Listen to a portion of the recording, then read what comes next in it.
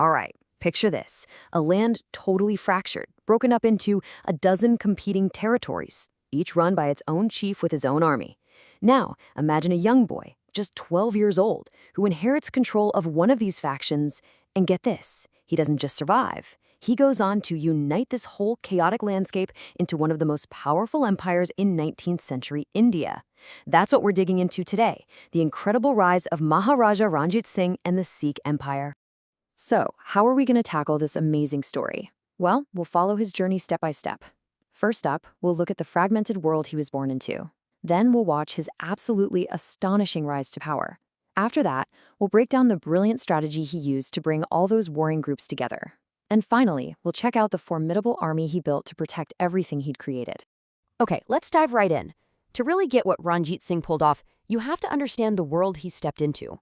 We're talking about late 18th century Punjab, a place that was pretty much defined by division and constant conflict. So, before Ranjit Singh, Punjab wasn't really a single kingdom. It was more like, well, a chessboard of power.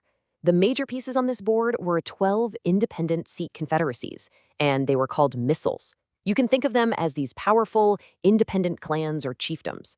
Sure, they might team up against a common enemy, but more often than not, they were busy fighting each other for territory and influence. Okay, and this is where it gets really interesting when you look at the power dynamics. You see Ranjit Singh's own group, the Sukerchakia Misl, which was definitely a player. But then look at the Bangi Misl. They controlled both the political capital, Lahore, and the holy city, Amritsar. Right there, you can see a collision course was pretty much inevitable. So you've got this fractured competitive landscape. And into this whole mess steps a truly remarkable young leader, one who wasn't just going to play the game, he was going to change the rules for everyone. Just look at this timeline. It's just incredible. The speed of his rise is staggering. We're talking about a kid taking command at 12. By 17, he's beating back foreign invaders. A couple of years later, he's taken the two most important cities in the region. This isn't just a climb to power, it's a rocket launch. And that victory against the Afghans, that was the real game changer. Seriously. By pushing back a major foreign invasion at just 17, Ranjit Singh totally transformed his image. Suddenly, he wasn't just another Misl chief squabbling over land. No way. He was seen as the protector of Punjab itself. That kind of reputation, that legitimacy, you can't buy that, and you can't win it in small skirmishes alone. Okay, so he's built this incredible reputation, right? He's a proven warrior, a leader. So what's next? Unification. But the big question is, how on earth do you get all these proud, fiercely independent Misls to fall in line under one banner? Well, his strategy was just brilliant, a total masterclass in how to build a nation. It wasn't just about swinging a sword. Sure, he was a military genius, but he knew that force alone wouldn't cut it. He used strategic marriages to turn enemies into family. He used diplomacy to make allies out of rivals. It was this perfect mix of brains and brawn, the classic carrot and the stick approach. And then comes 1801. This is the pivotal moment. When he takes the title Maharaja of Punjab, it's so much more than just a fancy new name. What he's really doing is declaring the old system of warring Misls is over. This is the official birth announcement of the Sikh Empire, a new unified state, with him at the very top. Okay, so you've built an empire. Fantastic. But now you have to protect it, right? An empire is pretty useless if you can't defend its borders.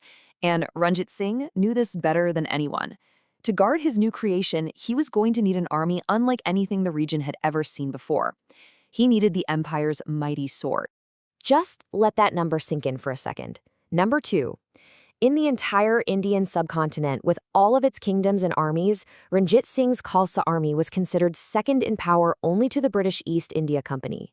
That is huge. We're not talking about some regional force anymore. This was a military superpower, and it completely changed the political map. So what was the secret sauce?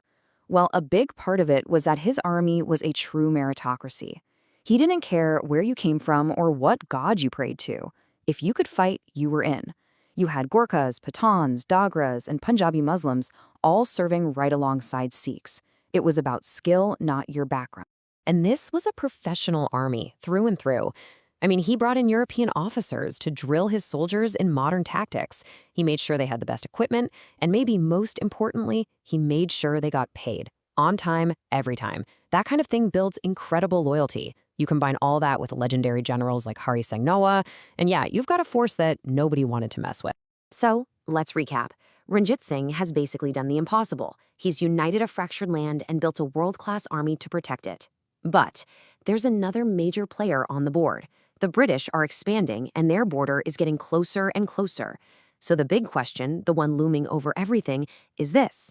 With a modern army and a unified empire, what was the next great challenge on the horizon? What happens when these two massive powers finally meet? Well, that's a story for another time.